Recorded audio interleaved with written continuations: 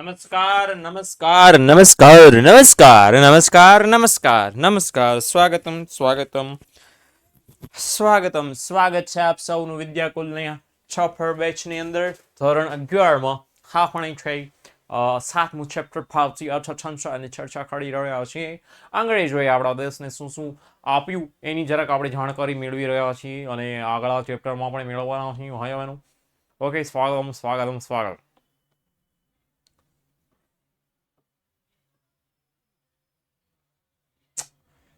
સાલું સાલું સાલું. સર મુઘલો ઘૂઘા છે નહીં. હવે એ આપણે ઇતિહાસ હવે જરાક આપણે બાજુમાં મૂકશું. હવે જરાક આપણે તારીખોવાળા વિસ્તારમાં આવી ચૂક્યા છીએ. બરાબર, આપણે બહુ આપણે એને દશા દીધી, હવે આપણે નથી દેવી આપણે. ઓકે, હાલ તો વગર સમય ગવાય હા બહેનો ચાલીએ શરૂ કરતે હૈ આજનો. અલો હો ઊંધું ઊંધું જાય છે બધું. હા, આજે આપણે શું શીખવાના છીએ? તો આજે આપણે શીખવાના છીએ સ્વાતંત્ર્ય પહેલા, મતલબ આપણને આઝાદી મળી એ પહેલા ભારતીય અર્થતંત્ર કેવું હતું એની જાણકારી આપણે 13 જેટલા મુદ્દાઓમાં મેળવવાના છે. બેઝિકલી એની અંદર આપણે શીખવાના એ છીએ કે અંગ્રેજો આપણા દેશમાં જ્યારે શાસન કરી રહ્યા હતા તો એમણે આપણા દેશમાં શું શું ફેરફારો કર્યા, કેવી રીતે શોષણ કર્યું, કેટલું શોષણ કર્યું, કયા કયા વિભાગોમાં, કયા કયા ક્ષેત્રોમાં કેટલા કેટલા લોકોનું શોષણ કર્યું વગેરે વગેરે, એની આપણે જરાક જાણકારી જોવાના છીએ. ઓકે, હાલો એટલે જરાક જોડાયેલા રહેજો, છેક સુધી મજા આવશે તમને લેક્ચરની અંદર. જરાક તમે મને બહુ નાના દેખાવ છો, હું જરાક મોટા કરી દઉં છું. ઓકે, એક જ સેકન્ડ. ઓકે, ચલો. તો આપણે વાત કરવાના છે કે અંગ્રેજોએ આપણને શું આપ્યું છે. બાય ધ વે હું આમ તમને કહી દઉં છું, આમાં બોલવાની જરૂર પડે નહીં કે આ નહીં આપ્યું, કારણ કે એ લોકોને આવું કરતા ન આવડતું હોય ને. કારણ કે આ કોને કહેવાય એ અંગ્રેજોને ન ખબર પડે. એમ લાગે કે તો એને એમ લાગે તો ડાન્સનું સ્ટેપ છે. સમજણ પડી ને, આપણને ખબર પડી જાય કે નહીં કે આ શું છે, બરાબર ને, આ શું થાય આ ખબર પડી જાય આપણે. ઓકે, એટલે સ્વાતંત્ર્ય પહેલાનું, એટલે આપણને આઝાદી મળી 1947માં એ પહેલા અંગ્રેજો આપણા દેશમાં હતા એ સમયનું અર્થતંત્ર આપણા દેશનું કેવું હતું, આપણો દેશ કેવો હતો, તો આપણે અલગ અલગ પોઈન્ટમાં વાત કરવામાં આવી છે. સૌથી પહેલું પોઈન્ટ છે રેલવે. ઓકે, તો રેલવેની વાત કરી છે કે રેલવેની શરૂઆત અંગ્રેજોએ ભારત દેશમાં કરી હતી. તમે જોઈ શકો છો ફોટો જરાક બરાબર ને, ફોટો જરાક હેન્ડસમ હતો, પણ ઓર હેન્ડસમ બનાવવા માટે મેં ફેર એન્ડ લવલી ચોપડી અને બરાબર પ્રકાશ થઈ ગયો છે, એટલે માફ કરજો. પીડીએફમાં વ્યવસ્થિત તમે જોઈ શકશો. બાય ધ વે ભારતનું પહેલું વહેલું એન્જિન આ ટ્રેન છે કે જે મુંબઈથી થાણે સુધી ચાલેલી. આવી કંઈક ટ્રેન આ દેખાયેલી પાટા બાટા બરાબર, જેને કંઈ ઠેકાણાની વાત નથી. આ રીતની કોઈ ટ્રેન ચાલેલી, મોટો એન્જિનો હતો, કોલસાવાળી ટ્રેન હતી બેઝિકલી. અને ક્યારે શરૂઆત કરેલી? તો શરૂઆત થયેલી 16મી એપ્રિલ 1853. બાય ધ વે જેટલા મિત્રો યુટ્યુબમાં જોડાણા હતા ગઈકાલની હેતુલક્ષી વાળી બેચમાં, એ લોકોને ખ્યાલ આવી જ ગયો હશે. ઓકે, 16 એપ્રિલ 1853ના રોજ અંગ્રેજોએ ભારતની અંદર શરૂઆત કરી હતી. સ્થાપવાવાળા ભારતીય હતા નહીં. તમને એમ થાય કે ઓહો અંગ્રેજો તો સારા કહેવાય ને, આપણા દેશને એક સુવિધા આપી, હે ને, સારા કહેવાય ને અંગ્રેજો, આપણા દેશને સુવિધા આપી. પણ ના, અંગ્રેજોએ એટલા માટે રેલવે શરૂ કરી કારણ કે એમને જરૂર હતી. ઇંગ્લેન્ડથી આવેલો માલ આખા ભારત દેશમાં ઓછામાં ઓછા ખર્ચે પહોંચાડવો કઈ રીતે? કારણ કે જમીન માર્ગે તો વાહનો છે, એમાં મોંઘું પડે અને બહુ વાર લાગે, એના માટે તો રસ્તાઓ બનાવવા પડે ને એ બહુ સસ્તો ઓપ્શન નથી. એટલે રેલવે એક લાંબા ગાળા માટેનો ઓપ્શન હતો. વિચાર કરો કે તમે કોકના ઘરે જાઓ મહેમાન બનીને 5 દિવસ માટે, 3 દિવસ માટે, 2 દિવસ માટે, અને તમે ત્યાં તમારા માટે પલંગ બનાવો અને કબાટ બનાવવા માંડો, તો એલા તમારા ઘરવાળા એમ, જે તમે જેના ઘરે ગયો છે, એમ કે એટલે કાયમી રોકાવાનો ઈરાદો છે? તમે એમ કહો ના અમે તો બસ કાંઈ નહીં, અમે તો રહેવા આવ્યા છીએ, બરાબર, હમણાં વયા જવાના. એટલે તમે ક્યારે કોઈ પર્ટિક્યુલર અન્ય દેશમાં આટલી બધી સુવિધા ઊભી કરો? અંગ્રેજો, યાદ રાખજો, અંગ્રેજોને કાયમ રહેવું હતું, ભારતમાં રહેવું જ હતું. એ લોકોનું હાલત તો આપણને છોડીને જાત જ નહીં કોઈ દિવસ. એટલે અંગ્રેજોએ એટલા માટે ભારતમાં રેલવેની સ્થાપના કરી, કારણ કે એમની માલ સામાનની અવર જવર એ લોકો ફટાફટ કરી શકે, મોટા પાયે ઝડપથી કરી શકે.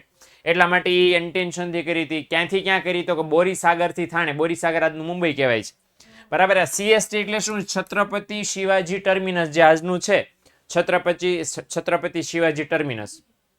ઓકે, ત્યાંથી લઈ અને થાણે સુધી આ પહેલો રૂટ હતો બરાબર, 33 માઇલનું કંઈક અંતર હતું. 12માં આવશે, અત્યારે આપણે નહીં જાણવાનું. ઓકે, પણ લખી નાખું છું ફૂલ ફોર્મ. નેક્સ્ટ લીટી જો દબાતી ન હોય તો યસ. ઓકે, આનું ફૂલ ફોર્મ શું થાય? છત્રપતિ શિવાજી ટર્મિનસ. તો આવી રીતે થાય છે. ઓકે ઓકે, હાલો. અને કીધું છે કે ભાઈ શરૂઆત 1853માં થઈ, એકાદી ટ્રેન દોડી હશે એ વર્ષે, પણ 1947માં 53,000 કિલોમીટર જેટલા લાંબા રેલવેના પાટાઓ એ લોકોએ નાખી દીધા હતા, હે ને? એટલે મારા ઘરે મહેમાન સાંભળે છે. હા, આ તો ઉદાહરણ છે મેં, બરાબર ને? આમાં તો કંઈ વાંધો જ નથી. ઓકે, હાલ મારા દીકરા તો અહીંયા કોમેન્ટ કરે કે મારા ઘરે મહેમાન સાંભળે છે. કાંઈ ટેન્શન નહીં, મહેમાન સાંભળતા હોય. આપણે બધા લોકો કોકના ઘરે મહેમાન થઈને, કોકના ઘરે બધા મહેમાન થઈને જાય છે. એટલે આપણે એવું કરતા નથી બેઝિકલી, એને કરાય નહીં ને. 2 દિન કહીને 20 દિવસ ત્યાં ન રોકાઈ જવાય. આપણે ઘણીવાર મામાને ઘરે ને કાકાને ઘરે ને ફુવાને ઘરે વેકેશનમાં જઈએ ને ત્યારે એવું કરતા હોય છે, બરાબર? 10 15 દિવસ અને રોકાય ન. બાય ધ વે, હવે એવું નથી. પહેલાના જમાના, આજની પ્રજા છે ક્યાંય 5 દિવસ ટકે નહીં, કારણ કે એને મોબાઈલ જોઈને, નેટ જોઈને, ટીવી જોઈને, સાયકલ જોઈને, આ જોઈને, ઓલું જોઈને, એ બધું ઘર સિવાય ક્યાંય મળે નહીં. એટલે ઇનકેસ કદાચ ક્યાંય જાય તો પણ બસ 2 દીમાં જઈને પાછો કે ન કંટાળો આવે, ત્યાં કાંઈ ન હોય, એટલે એમ કહીને પાછા આવી આવે છે. પણ એક જમાનો હતો કે જ્યારે, બરાબર ને, મહેમાન ગતિ કરવા જતા, મહેમાન ગતિએ જતા. ભાણો આવ્યો, ભાણો રોકાણો, ભાણો રહ્યો, ભાણો છે એમ કહેવાત. ઓકે, એટલે 2-3 વીક તો મિનિમમ થઈ જતા હતા. એટલે આ વસ્તુ છે. તો 53,000 કિલોમીટર લંબાઈ ધરાવતા રસ્તાઓ થઈ ગયા અને 68 લાખ લોકો રેલવેમાં મુસાફરી કરતા હતા. પર્ટિક્યુલર કયા વર્ષમાં? 1947માં, હે ને? એટલે આ વસ્તુ ખાસ ધ્યાનમાં લેવાની. તો આ રેલવેનો વિકાસ છે આપણા દેશમાં. અને બાય ધ વે, કેવી સંસ્થા હતી? ખાનગી. અત્યારે સરકારી છે, પણ એટ એ ટાઈમ ત્યારે ખાનગી સંસ્થા હતી. ઓકે, ચાલો. માર્ગ પરિવહન એટલે કે રસ્તાઓની વાત કરીએ. આનો પણ MCQ આપણે ગઈકાલે યુટ્યુબ વાળા લેક્ચરમાં ચર્ચા કરી હતી કે રસ્તાઓનો વિકાસ થાય સરસ મજાને. એના માટે અંગ્રેજોએ શું કર્યું? અંગ્રેજોએ 1855માં જાહેર બાંધકામ ખાતું, જેને અંગ્રેજીમાં કહેવાય છે PWD, પબ્લિક વર્ક્સ ડિપાર્ટમેન્ટ. આ ખાતાની શરૂઆત કરી. આ ખાતાએ શું કામ કર્યું હતું? રસ્તાઓ બાંધવાનું. અને યાદ રાખજો કે આ ખાતું અંગ્રેજો માટે કામ કરતું, ભારત માટે નહીં. એમ તો પર્ટિક્યુલર ચોકસાઈથી કહી શકો, કારણ કે એ લોકો એવા દાખલે ગ્રાન્ડ ટ્રંક રોડ એ લોકો કોલકાતાથી દિલ્હી વચ્ચે મે બી બંધાવેલો હતો. શું લેવા? કારણ કે એ લોકોને વારંવાર ત્યાં દિલ્હીથી કોલકાતા દિલ્હી એ લોકોને વારંવાર મુસાફરી કરવાની થતી હતી. એટલે એ લોકોએ આ ખાતા દ્વારા એવા જગ્યાએ જ એવા રૂટમાં જ સારા રસ્તા બનાવ્યા કે જ્યાં એમને વારંવાર જવાની જરૂર પડતી હતી. હવે શરૂઆત થઈ હતી 1855માં. 19મી સદીના અંત સુધીમાં, એટલે 1899 સમથિંગ સુધીમાં ભારત દેશમાં કેટલા રસ્તા હતા? 2,78,420 કિલોમીટર. આટલા લાંબા રસ્તા હતા. 1943નું વર્ષ આવ્યું ત્યાં સુધીમાં આ રસ્તા ઓલમોસ્ટ ડબલ થઈ ગયા ને, 4,47,105. ઓકે, આટલા લાંબા રસ્તા થઈ ગયા હતા. આટલો આ આંકડો કદાચ પોસિબલ હોય તો યાદ રાખજો.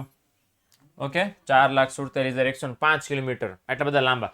હવે આ જે રસ્તા છે ને એનું જરાક આમ વર્ગીકરણ કરો તો આ 4,47,105 કિલોમીટર રસ્તામાં 32% જ, એટલે 100 રસ્તાઓમાંથી માત્ર 32% રસ્તા પાકા રસ્તા હતા કે જેમાં રોદા ન આવ્યા દેખાય એવા.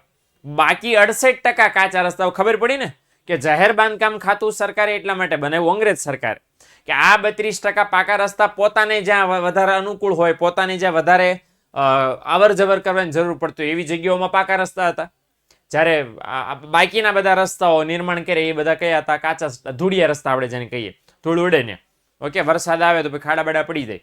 એટલે 68% એવા કાચા રસ્તાઓ હતા. એટલે આવી રીતે અંગ્રેજોએ, બરાબર ને, જોડી તોડીને કામ ચલાવ્યું રસ્તાઓમાં પણ. ત્રીજી વાત કરી લઈએ બેંકોની. હવે બેંકો કઈ રીતે કામ કરી છે જરાક સમજી લઈએ.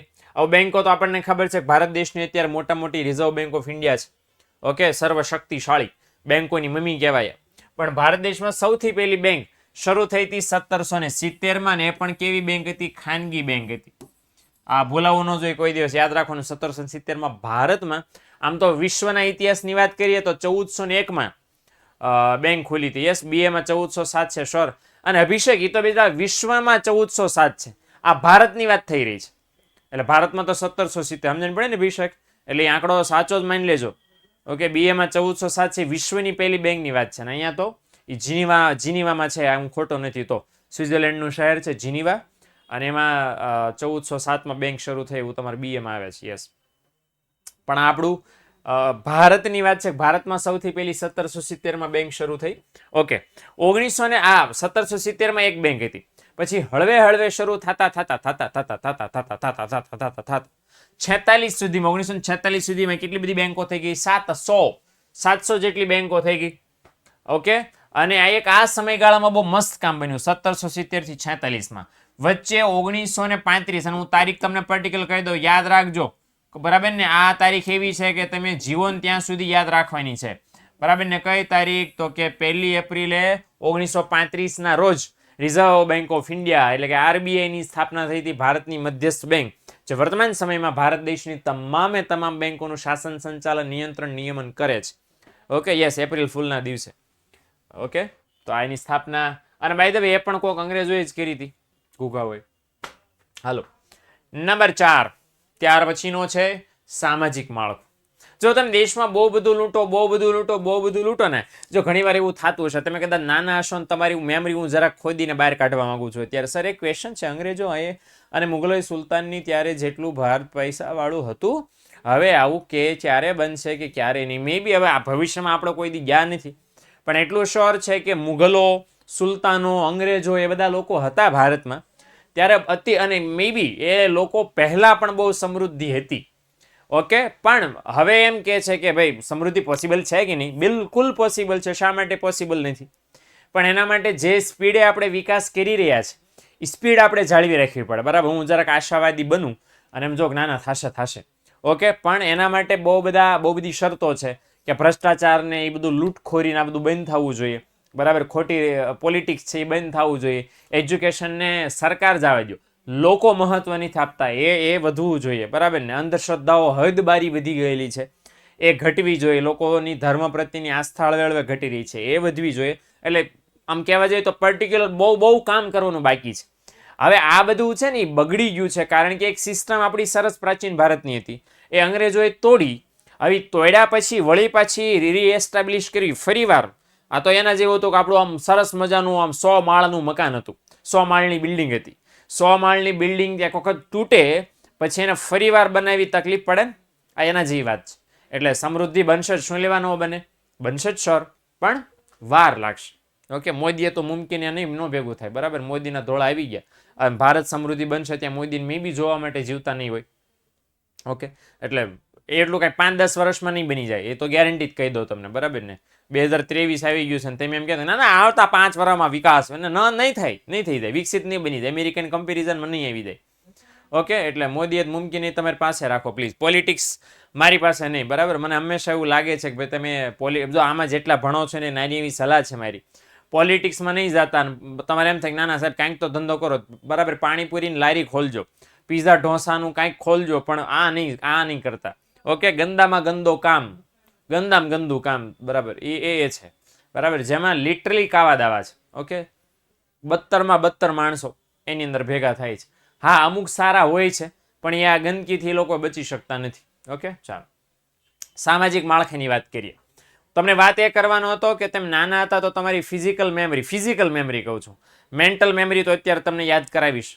નાના હતા ને ત્યારે એવું થતું હતું કે મોસ્ટ ઓફ મમ્મી ના અહીંથી ઢીબાણા હશે, બરાબર ને? કારણ કે પપ્પા તો આખો દિવસ બહાર હોય મે બી, અને કંઈક તમે કંઈક અળવિતરા થયા, તમે કંઈક તોફાન કેલા, ધડાધડી સટી આવે મમ્મી, અહીંયા લેતો જા, મારો રોયો હખણો નહીં બેહતો, અહીંયા આવજે, મારીને પાડ દો. અને જે ધડાધડી ધોલ ને પાટા ને, બરાબર? ધબધબા પાટા નહીં, સોરી બહુ ઓવર થઈ ગયું, પણ મારતા ક્યારેક કોકના તો હાવણી લીધી હશે, બરાબર? જેને યાદ હશે, વેલણ કોકને માર્યા હશે. અને કર્યા પછી તમે, બરાબર, તોબાએ રોયા હશો, બરાબર? આંખમાં આંસુ નહીં સમાતા હોય, કોઈ વાતે રોતા બંધ નહીં થતો, ત્યારે મમ્મીને દયા આવે, નો દીકો હલખાઈ લે બેટા, અને પછી પ્રેમ જગાડે. એટલે તમને હાલો બેઠા એવું થાય તો હમણાં ઢીબતા હતા ત્યારે દયા ક્યાં ગઈ? હતી અત્યારે કેવું? અને આપણે ત્યારે પછી લખણ દેખાડવાનું છું, નૃત ખોવું મારે, બરાબર? ત્યારે આપણે રિસાઈએ પાછા. આવું વારંવાર બનતું હતું, બરાબર? જેટલા લોકોને હશે આવું જરા કહું છું, કારણ કે સમજણ પડી ને, બન્યું જ હશે મે બી. આ બધા હસો છો એટલે બન્યું હશે. હવે આ પ્રસંગને હું અહીંયા સાથે કેમ જોડું છું, સામાજિક માળખા સાથે? કારણ કે આ લોકોએ ભારત દેશમાં આવીને એટલી બધી લૂંટ ચલાવી, એટલા બધા માર્યા, એટલા બધા લૂંટ્યા આપણને. કેમને થયું કે ભાઈ આપણે લૂંટેરાઓ છીએ, લોકો એમના ઇતિહાસમાં આપણને આ ભારતવાળા લોકો એમના જ્યારે એ લોકો ભવિષ્યમાં ઇતિહાસ ભણે આપણો ભારત દેશનો, ત્યારે એમ ન કહેવા જોઈએ કે લૂંટેર આવ્યા હતા, એમ કહેવા જોઈએ કે અંગ્રેજો આવ્યા હતા, લૂંટીને ગયા, પણ હારુંય કરીને ગયા. એટલે આ લોકોએ ઢીબા, મમ્મી ઢીબા પછી તમને કેમ ફોહલ આવે, આ એને જ વાત છે. એટલે આ લોકોએ આપણા દેશના સામાજિક માળખામાં જે બદીઓ હતી, કુરિવાજો હતા, એને દૂર કરવામાં આપણા ભારતીય સુધારકોનો સાથ આપ્યો.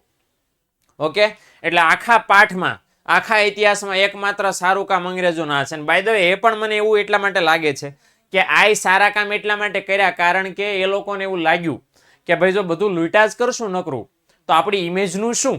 એટલે વિચાર કરો કે એ લોકો એવા લૂંટેરા હતા, એવા ચોર હતા કે જે લોકોને પોતાની ઇમેજ નહીં પડી હતી કે ભાઈ ચોર તમારા ઘરે આવે તો તમારા ચોરને તમને શરબત દેવાનું મન થાય, હા ચા પાણી દેવાનું મન થાય, વાહ ચોર પણ તમે સારા ચોર છો હો, અમારા ઘરની તિરાડ્યું તમે ઓળખી, ઘરને કલર કરવાની જરૂર છે તેમ અમને કીધું, બરાબર ને, સારા ચોર છો ભાઈ, આવજો બીજી વાર આવજો ચોરી કરવા. આવી નોટું હતા આ લોકો. એટલે જો કયા કયા કુરિવાજો દૂર કરવામાં એ લોકોએ આપણને સાથ આપ્યો, અને બહુ સારી વાત છે, આમાં કંઈ ખરાબ બાબત નથી. પણ બાય ધ વે મહેનત કરી હતી આપણા ભારતીય સમાજ સુધારકોએ.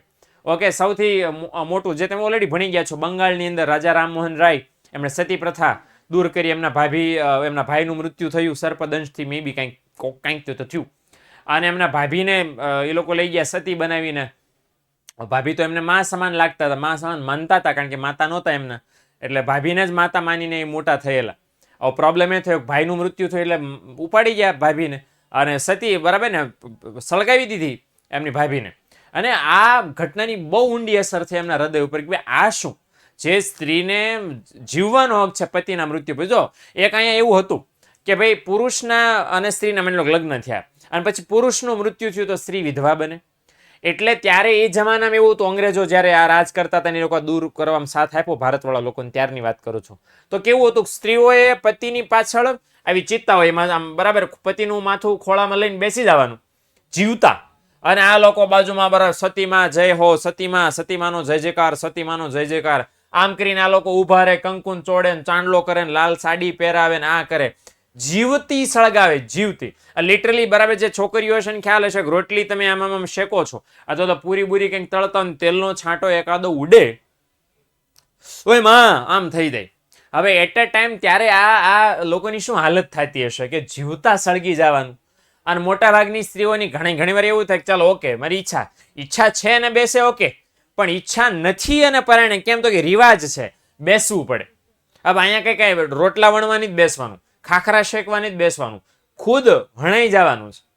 આવી ખરાબ પ્રથા છે, એ રદ કરવામાં, એ દૂર કરવામાં રાજા રામમોહન રાય ઝુંબેશ આખી સરસ મજાની ચલાવી, અને એમાં અંગ્રેજોએ પછી કાયદા બનાવ્યા કે ભાઈ હવે સતી પ્રથા છે થવી જોઈએ. બાય ધ વે એવું નહોતું કે ભાઈ સ્ત્રી અને પુરુષ એમાંથી પત્ની મૃત્યુ પામે અને પતિ વિધુર થાય તો એ સતો ન થાય.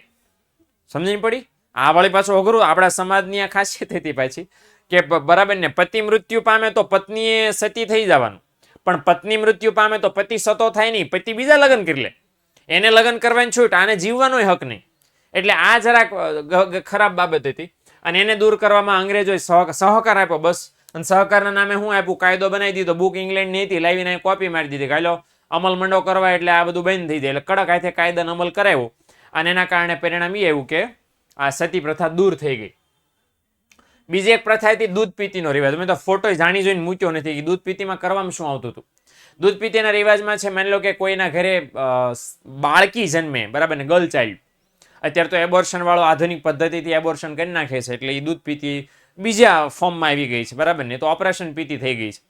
પણ દૂધ પીતીમાં કેવું હતું, ગર્લ ચાઇલ્ડ બાળકી જન્મી એટલે દૂધથી ભરેલું પેલું પાત્ર એમાં ડૂબાડ દે. ઓકે, હવે ડૂબાડ દે એટલે પરિણામ શું આવે કે ડૂબાડ દે એટલે પરિણામ એ આવે કે સીધે સીધું છે એનું મૃત્યુ થઈ જાય. હવે નાની તાજી જન્મેલી છોકરી, હવે આવું કેમ કરવામાં આવતું હતું? કારણ કે દહેજ પ્રથા હતી. હવે છોકરીને મોટી કરો ને ઉછેરો ને પછી એને લગ્ન કરો તો છોકરાવાળા દહેજ માગે, ભાઈ અમે તમારી છોકરી સાથે તો જ લગ્ન કરીએ, જો તમે એમને એમાં એટલું માગીએ તો આપો. તો આવી દહેજ ભરવાની સુવિધા બહુ બધા લોકોને નહોતી, કારણ કે ગરીબ હતા, અંગ્રેજોને લૂંટીને ખાઈ ગયા હતા એટલા માટે. એટલે જે લોકોને આ સુવિધા નહોતી એ લોકો શું કરે કે ભાઈ મોટી કરીએ છોકરીને, ભાઈ લગ્ન ન કરી શક્યા તો આપણી કેપેસિટી જ નથી, ખબર જ છે ગરીબ રહેવાના છે, એથી કંઈ આપણે કંઈ સોનાના ચરુની ઉઈ નીકળવાના. એટલે આ લોકો એના કારણે છે છોકરીઓના જન્મને પ્રોત્સાહન નહોતા આપતા, દૂધ પીતી પ્રથા. એટલે આ બધી ખરાબ પ્રથાઓ હતી કે જેમાં બ્રિટિશ લોકોએ આપણને સહકાર આપ્યો. પિંડારા એટલે લૂંટારુઓ. પિંડારા નાશ કર્યો એટલે શું કે ભાઈ લૂંટારાઓ હતા જે સામાન્ય લોકોને રંજાડતા હતા, બરાબર ને, એ બધું કરતા હતા. અને એ બધું કરતા હતા એટલે એ લોકોને સાથ આપવામાં છે અંગ્રેજોએ છે સરસ મજાના કાયદા બનાવ્યા અને એ આપણા માટે છે બહુ સારી વાત કરી એમણે. ઓકે, એટલે આ એક સારી બાબત હતી કે જે અંગ્રેજોએ આ બધા કુરિવાજો હટાવવામાં આપણને બહુ મોટી મદદ કરી.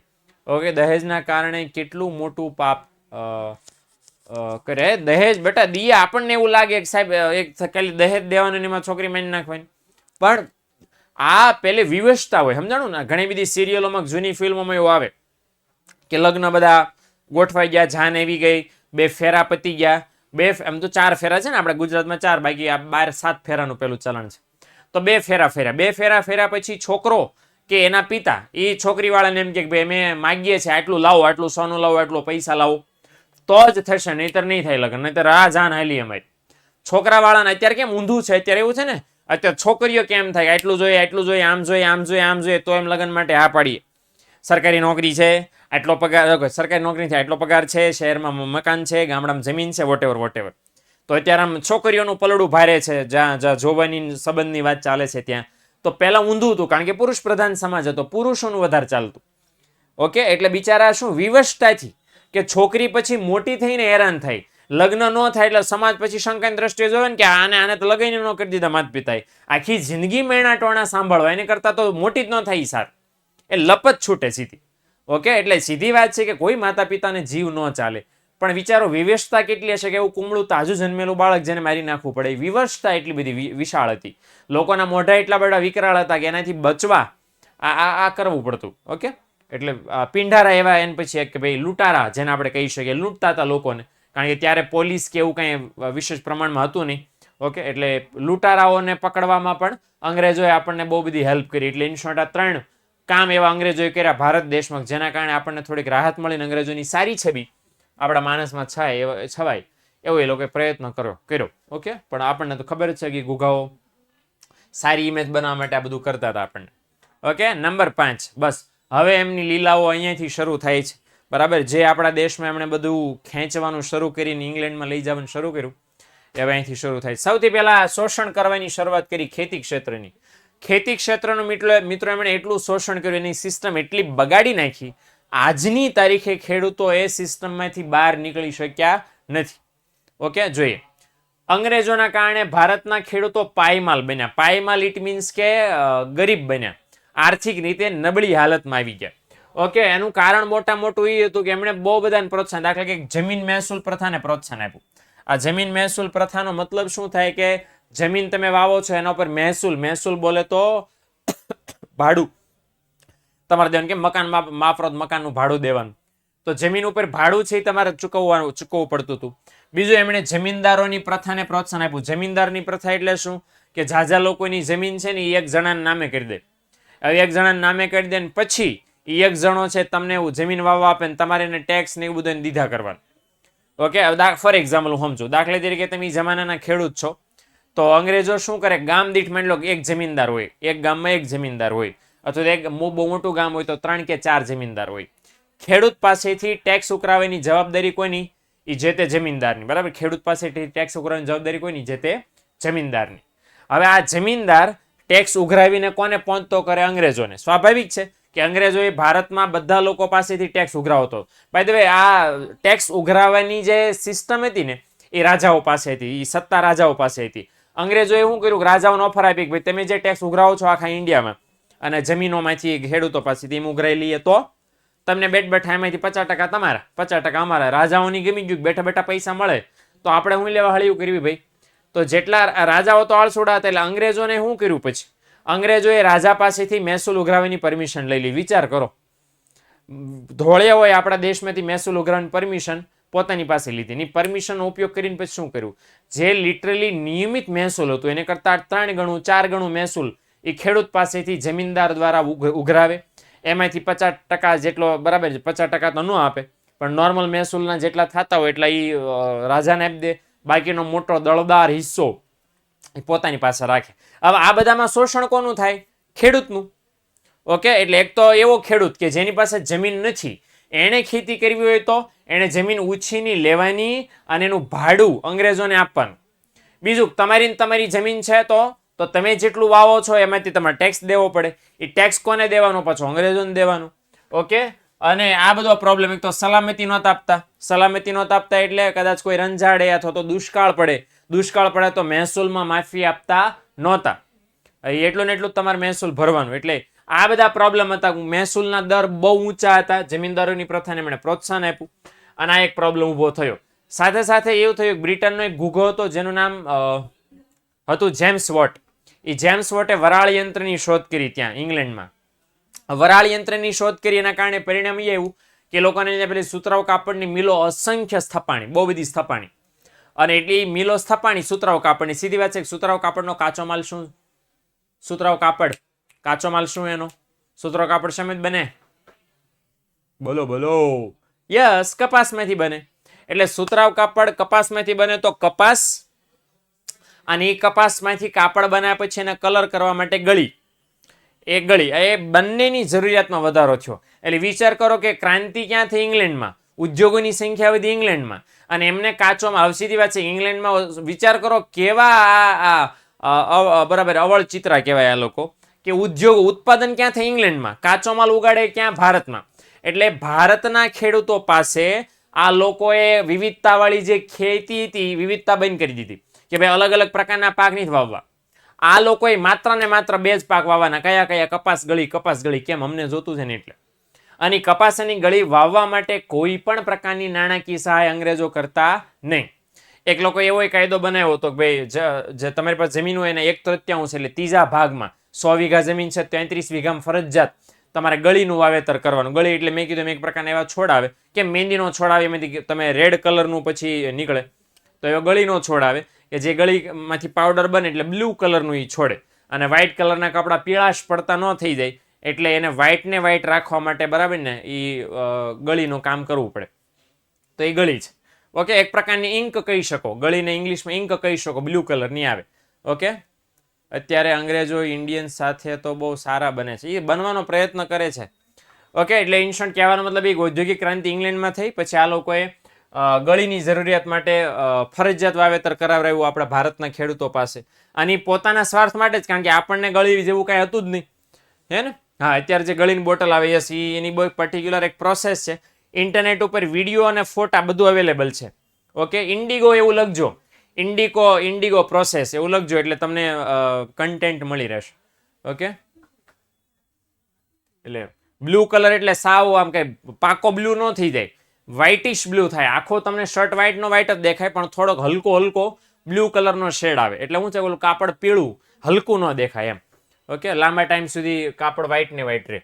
તો એ એક એનું હતું ઓરિજિનલ પર નેચરલ. હવે એ આપણા પાસે ફરજિયાત વવાવતા અને ઇંગ્લેન્ડથી લઈને પછી કાપડ બનાવીને વળી પાછું વેચે ક્યાં? ભારતમાં. એ કાચો માલ આપણે બનાવી દેવાનો, એ લોકો ઉત્પાદન કરે અને આપણે વળી પાછું ખરીદી લેવાનું કાપડ સ્વરૂપે. એટલે એવો ધંધો હતો. આ બધી બરાબર ને સ્વાર્થવાળી નીતિઓના કારણે ભારતના ખેડૂતો દેવાદાર બન્યા.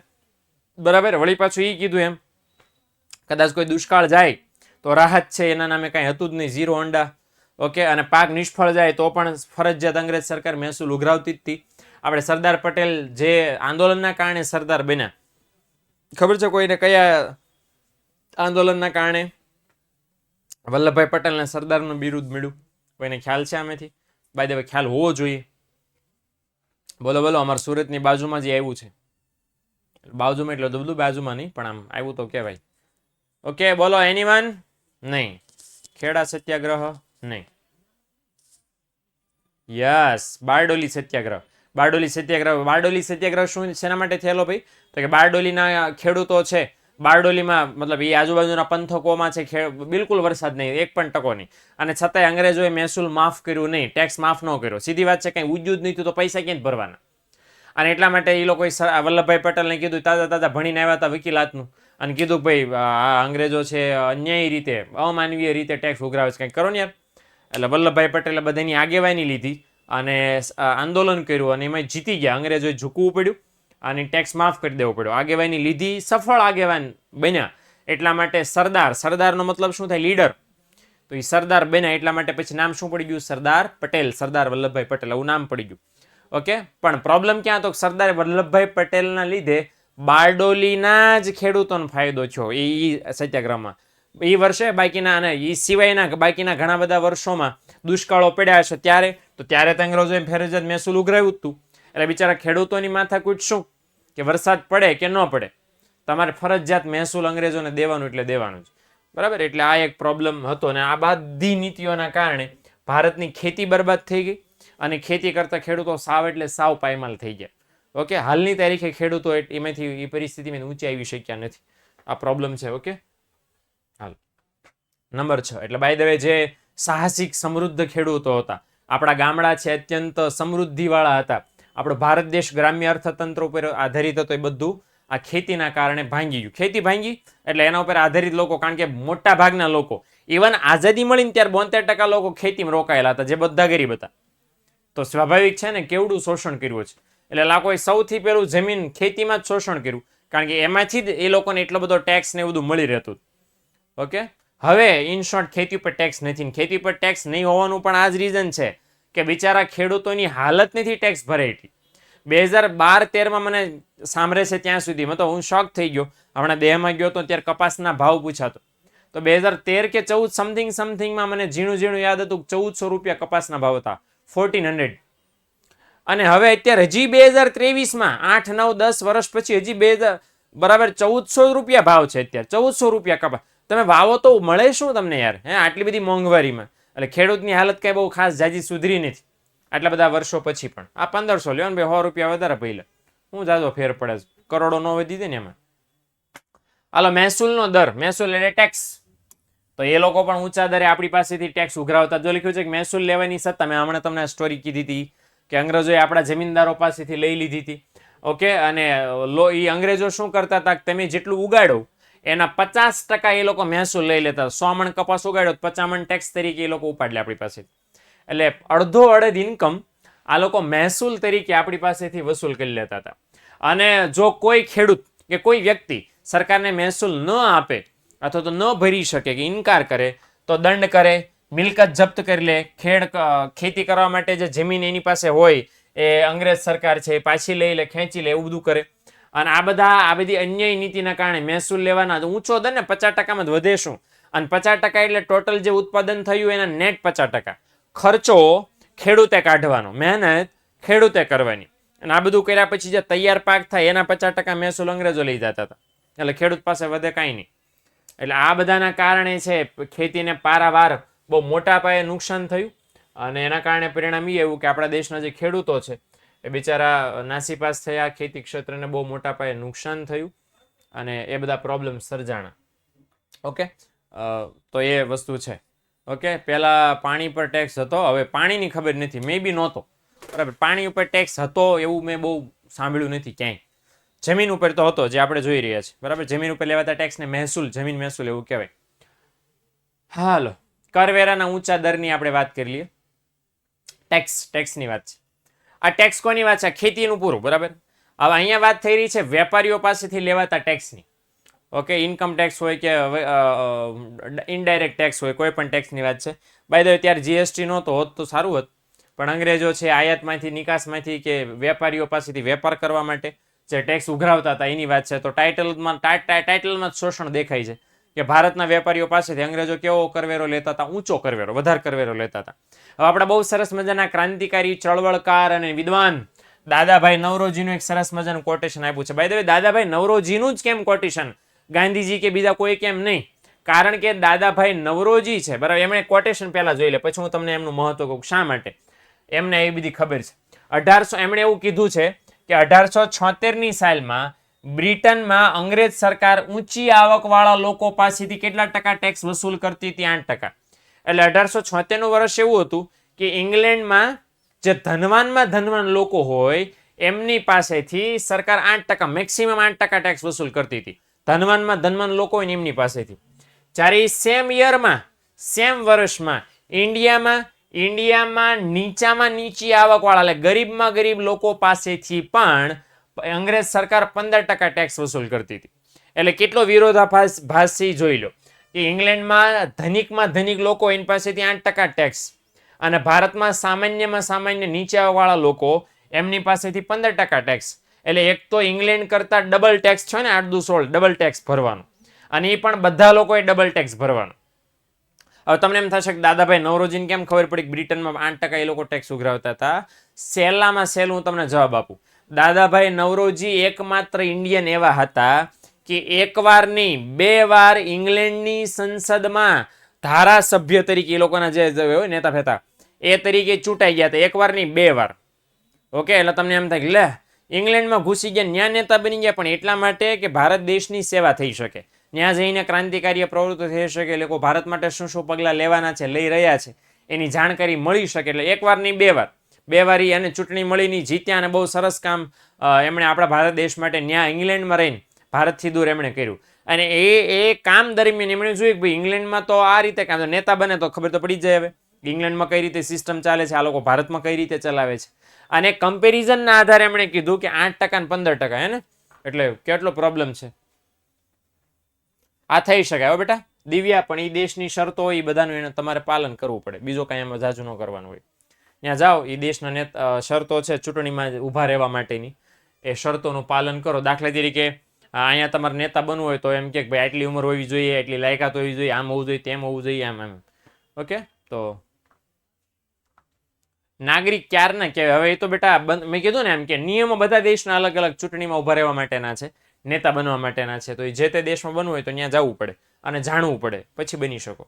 ઓકે, એક બીજું અહીં કીધું છે કે ભારતના મીઠા ઉપરના કરવેરાના બ્રિટનથી આયાત કરેલા મીઠા પર ખૂબ જ નીચા કરવેરા લેવામાં આવતા હતા, એના કારણે ભારતીય મીઠું મોંઘું બને. એક આ પણ એ લોકો કરતા હતા કે ભારતના વેપારીઓ જે મીઠું બનાવે, ઉત્પાદન કરે, એના પર અંગ્રેજ સરકાર ઊંચા કરવેરા લેતી હતી. અને આ લોકોએ શું કર્યું ખબર? કે ભારતમાં ભારત પાસે ઓબ્વિયસલી કેટલો બધો દરિયા કિનારો છે, કેટલું બધું મીઠું પાકે, આટલું બધું મીઠું પાકતું હતું તો પણ અંગ્રેજોએ એમાંથી વિચાર કરો, મીઠાન ન મૂક્યો. હા, મને આમ હંમેશા એવું આશ્ચર્ય થાય, સારું છે કે ધૂળ કાંઈ મૂલ્યવાન નહોતી, નકર આ લોકો ધૂળમાંથી આપણી પાસેથી કે પૈસા લઈ લે. એટલે આ લોકોએ મીઠાન ન મૂક્યું, બરાબર, મીઠાની તાણવાળા હશે આ લોકો, ભગવાન ભભરાવતા ભૂલી ગયા હશે. એટલે આ લોકોને એમ લાગ્યું કે ભાઈ મીઠામાંથી કમાઈ શકાય એવું છે, તો મીઠાન ન મૂક્યું. ભારતનું જે મીઠું હતું, ભારતમાં ઉત્પાદિત મીઠું, એના ઉપર ઊંચા કરવેરા લાગુ પાડી દીધા. શું લેવા ભાઈ, ઊંચા કરવેરા લાગુ પડે, ભારતનું મીઠું મોંઘું બની ગયું. એટલે કોઈ ગ્રાહકો છે મીઠું છે લેવા નથી. કોઈ વેપારી એમ કે ભારત માતા જિંદાબાદ, ભારત માતા કી જય, હું ઊંચા કરવેરા આપીશ પણ મારું મીઠું વેચીશ, તો સરકારને ઊંચા કરવેરા મળે, ફાયદો, બે બાજુ જ ફાયદો. અને ચાલો સીધી વાત છે કે કસ્ટમરો સહેલું મીઠું, સસ્તું મીઠું ગોતે, કારણ કે ભારતનું મીઠું તો મોંઘું કરી નાખ્યું લોકોએ. એટલે એ લોકો શું કરે, ઇંગ્લેન્ડથી મીઠું ઉત્પાદિત કરે, જહાજમાં અહીંયા ભારત લાવે, અને એ મીઠું નીચી કિંમતે વેચે, એના પર નીચા કરવેરા લે. એટલે ઇંગ્લેન્ડનું મીઠું સસ્તું રાખે, ભારતમાં ઉત્પાદિત થયેલું મીઠું મોંઘું બનાવી દે, બરાબર. અને એના કારણે લોકો કયું મીઠું ખરીદે? ઇંગ્લેન્ડથી આવેલું સસ્તું મીઠું ખરીદે. ભારતના વેપારીઓ નુકસાન જાય, ઇંગ્લેન્ડના વેપારીઓને ફાયદો થાય. આવી ભેદભાવવાળી નીતિ એ લોકોએ આપણી ઉપર અપનાવી, અને આનો વિરોધ કરવા ગાંધીજીએ દાંડી કૂચ કરીને મીઠાના સત્યાગ્રહનો ભંગ કર્યો, તો આપણે બધા જાણીએ છીએ 1931, બરાબર, 1931. ઓકે, તો ઇન શોર્ટ કહેવાનો મતલબ એમ કે આ વસ્તુ હતી, બરાબર. ભારતના મીઠાનું શું કરે લોકો? કાંઈ નહીં બેટા, વેચી જ ન શકાય ને, એમ નામ પડ્યું રહે, બીજું તો શું અભિષેક, પડ્યું રહે એમને. પણ એવું થયું ને પછી ગાંધીજીએ વિરોધ કર્યો, અને પેલી મીઠાઈની પેલી આમ મુઠ્ઠી ભરી એમ કીધું કે આજથી હું મીઠાના કાયદાનો સવિનય ભંગ કરું છું, બરાબર. અને પછી લિટરલી આંદોલન ચલાવ્યું, એમને ખબર છે ને, લોકોને સાથે લીધા, દાંડી કૂચ કરી. દાંડી કૂચ એટલે દાંડી નામની જગ્યા છે, દરિયા કિનારો છે, ત્યારે તો સરસ મજાનો બીચ બનાવ્યો છે, સરકારે બહુ ડેવલપમેન્ટ કર્યું છે ત્યાં. તો એ દાંડી બીચ સુધી એ લોકો ચાલીને ગયા, સાબરમતી આશ્રમથી, મે બી હું ખોટો નથી, તો એક રૂટ એક સ્પેસિફાઈ એમણે બનાવ્યો. અને અમારા સુરતની બાજુમાં, નવસારીની બાજુમાં એવું છે દાંડી. ઓકે, તો આવું સરસ મજાનું કામ કર્યું. અને ગાંધીજીએ કાયદાનો, મીઠાના કાળા કાયદા, એમ કીધું મીઠાના કાળા કાયદાનો ભંગ કરું છું, કોટેશન બોલેલા. તો આ વસ્તુ છે, તો એમણે બંધ કરાવેલું પછીથી. ઓકે, પણ વિચાર કરો કે ગાંધીજી ન હોત મે બી તો શરૂ જ રહેત આઝાદી સુધી, આપણે 1947 સુધી. પણ 1931માં એના કોકડા હંકેલ નાખવા પડ્યા અંગ્રેજોએ. પણ એ કઈ હદના લૂંટારા હતા એ તમને સમજવા મળે, મીઠું ન મૂક્યું આ લોકોએ, અને કુઘાવતીમાં. હાલો, નંબર 8, જકાતના દરની આપણે વાત કરી લઈએ. 5 મિનિટ છે તો એક મુદ્દો આપણે લઈ લઈશું, બાકીનો આપણે આવતીકાલના લેક્ચરમાં ફોરવર્ડ કરશું. જકાતના દરમાં કઈ રીતે જકાત કહેવાય કોને? બાય ધ વે પહેલા તો એ સમજવું પડે. આ ઓલરેડી ગઈકાલે આપણે જ લઈ લીધું છે, તમને બધાને યાદ કદાચ હોય તો. તો વોટ ઇઝ જકાત? તો જકાતનો મતલબ થાય આયાત અને નિકાસ થતી વસ્તુ પરના કરવેરા. ઓકે, તે તમે જે પણ વસ્તુ કે સેવાની આયાત અને નિકાસ કરો છો એના ઉપર જે કરવેરા નાખવામાં આવે છે એ કરવેરાને શું કહેવાય? જકાત. ઇંગ્લિશમાં એને ડ્યુટી કહેવાય, DUTY, ડ્યુટી. ઓકે, આયાત ઉપર જો જકાત નાખવામાં આવે તો આયાત જકાત એટલે કે ઇમ્પોર્ટ ડ્યુટી કહેવાય. નિકાસ ઉપર જકાત નાખવામાં આવે તો નિકાસ જકાત એટલે કે એક્સપોર્ટ ડ્યુટી કહેવાય. આ રીતે કામ ચાલે. ઓકે, હવે આ આયાત અને નિકાસ ઉપર જે જકાત લેવામાં આવતી હતી એમાં અંગ્રેજોએ કેવી વિશેષતા હાંસલ કરી હતી? જો અંગ્રેજોએ મુઘલ રાજા એટલે ઔરંગઝેબની વાત, ઔરંગઝેબ કે જહાંગીર મે બી એની વાત કરી રહ્યા છે. એમની પાસેથી બ્રિટિશરોએ 1716માં જકાત માફી મેળવી અને વિનંતી કરી કે એમ તમારા દેશમાં મહેમાન છીએ, અમને એટલી સુવિધા તેમ ન આપો, પ્લીઝ આપો ને, અમે તમારા દેશનું ભલું કરશું, આમ કરશું, તેમ કરશું, તેમ કરશું. એટલે મુઘલ રાજાએ છૂટ આપી દીધી કે ભાઈ તમે આ કયા વર્ષમાં? 1716માં, કે તમે ભારતમાં વેપાર કરો, અમે તમારી પાસેથી ટેક્સ લેશો નહીં. ઓકે, એટલે અંગ્રેજો ભારતમાં આવી મુઘલ રાજાને આયાત કે નિકાસ કરવા માટે જકાત નામનો ટેક્સ આપતા નહોતા. ફ્રી કરી લીધો વેપાર એમણે. સામે પક્ષે ભારતના વેપારીઓ ભારતમાં વેપાર કરવા માટે ઊંચી જકાત આયાત અને નિકાસ બંને પર ભરવી પડતી હતી. મુઘલ રાજાઓ ભારતના વેપારીઓ પાસેથી ઊંચી જકાત લેતા હતા, પણ મુઘલ રાજાઓએ અંગ્રેજોની છૂટ આપી, માફી આપી દીધી. છે ને ભેદભાવ? એટલે શું આનું પરિણામ શું આવ્યું કે એના કારણે અંગ્રેજોને જકાત માફી મળી એટલે અંગ્રેજોને વેપારમાં વધારે સરળતા પડે. એ લોકો સસ્તા ભાવે નીચી કિંમતે વસ્તુ માર્કેટમાં વેચી શકે, કારણ કે ઓછો ટેક્સ ભરવો પડે છે એટલે નીચી કિંમત રાખીને વેચી શકે. એટલે ભારતના વેપારીઓને સરાસર નુકસાન થયું ને, કારણ કે આયાત ઉપર ટેક્સ, નિકાસ ઉપર ટેક્સ, બે ઉપર ટેક્સ ભરવાનો થયો. એક ઓર અહીંયા જોઈ લો, એક ઓર અન્ય નીતિ વેપાર કરવાની ભેદભાવવાળી. ભારતના સુતરાઉ કાપડ ઉપર એ લોકો 15% ટેક્સ વસૂલ કરે. ભારતનો કોઈ વેપારી સુતરાઉ કાપડ બનાવે અને વિદેશમાં નિકાસ કરવા જાય, એક તો પેલું એ કે વિદેશમાં નિકાસ ઉપર પ્રતિબંધ મૂકી દીધો હતો કે ભારતનો કોઈ પણ વેપારી વિદેશમાં સુતરાઉ કાપડની નિકાસ કરી શકે નહીં. આખા સુતરાઉ, મેં તમને વાત કરી હતી ઓલા પ્રાચીન ભારતમાં, કે પ્રાચીન ભારતમાં સૌથી વધારે મોટામાં મોટી એવી વસ્તુ કે જેની નિકાસ ભારત દેશ કરતો તો કઈ હતી? સુતરાઉ કાપડ. બરાબર, અંગ્રેજ સરકાર એના પર કુંડળું વાળીને બેસી ગઈ. કુંડળું વાળીને, તેમ કેમ ગાદી ઉપર બેસી જાવ એટલે ગાદી એકદમ ફટાક દબાઈ જાય. આ એના જેવું અંગ્રેજ સરકાર કર્યું. સુતરાઉ કાપડના ઉદ્યોગને બરબાદ કરી નાખ્યો.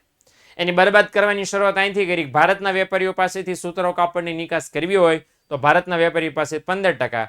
બ્રિટનમાંથી સુતરાઉ કાપડ આવ્યું ભારતમાં તો એના ઉપર કેટલો ટેક્સ લેવાતો હતો? માત્ર 2.5%. એટલે આપણી પાસેથી 15%, ઇંગ્લેન્ડના વેપારીઓ પાસેથી માત્ર 2.5%. કેટલો ભેદભાવ થયો? સમજણ પડી? એટલે આટલો બધો ભેદભાવ એ લોકોએ જકાતમાં કર્યો કે ભારતના વેપારી પાસે 15% જકાત ઉઘરાવે, ઇંગ્લેન્ડના વેપારી પાસેથી 2.5% જકાત ઉઘરાવે. અને સ્વાભાવિક છે ને, એના કારણે સુતરાઉ કાપડનો ઉદ્યોગ આખો પડી ભાંગ્યો.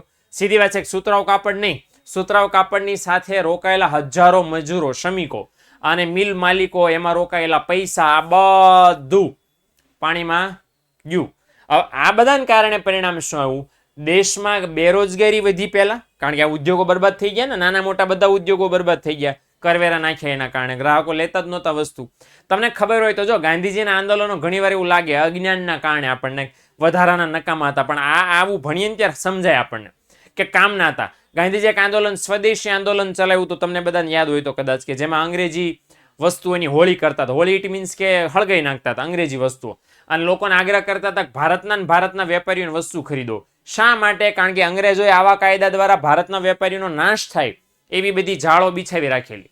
ઓકે, એટલે બહિષ્કાર, યસ, વિદેશી વસ્તુનો બહિષ્કાર વાળું આંદોલન એક ચલાવ્યું હતું, મને જ્યાં સુધી ખ્યાલ છે ત્યાં સુધી ઇતિહાસમાં.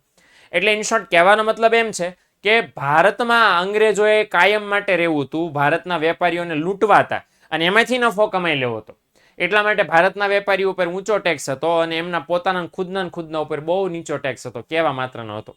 અને આ બધાને કારણે એ લોકોને ભરપૂર ફાયદો થઈ રહ્યો હતો અને આપણને ભરપૂર નુકસાન થઈ રહ્યું હતું. એ નુકસાનનું પરિણામ આપણને શું મળ્યું? પહેલા બેરોજગારી મળી, એના કારણે પાછળ આવી ગરીબી. એટલે બેરોજગારી ગરીબી જે જિંદગીમાં કોઈ દિવસ આપણે નહોતી જોઈ, અંગ્રેજોએ આપણને ગિફ્ટમાં આપી. ઓકે, તો અહીંયા સુધી રાખીએ. 9, 10, 11, 12, 13 મુદ્દાઓ છે આપણે આવતીકાલના લેક્ચરમાં જોવાનો પ્રયત્ન કરશું. ઓકે મિત્રો, મળીએ છીએ નેક્સ્ટ લેક્ચરમાં. આવજો, ચટા, બાય અને સિયા.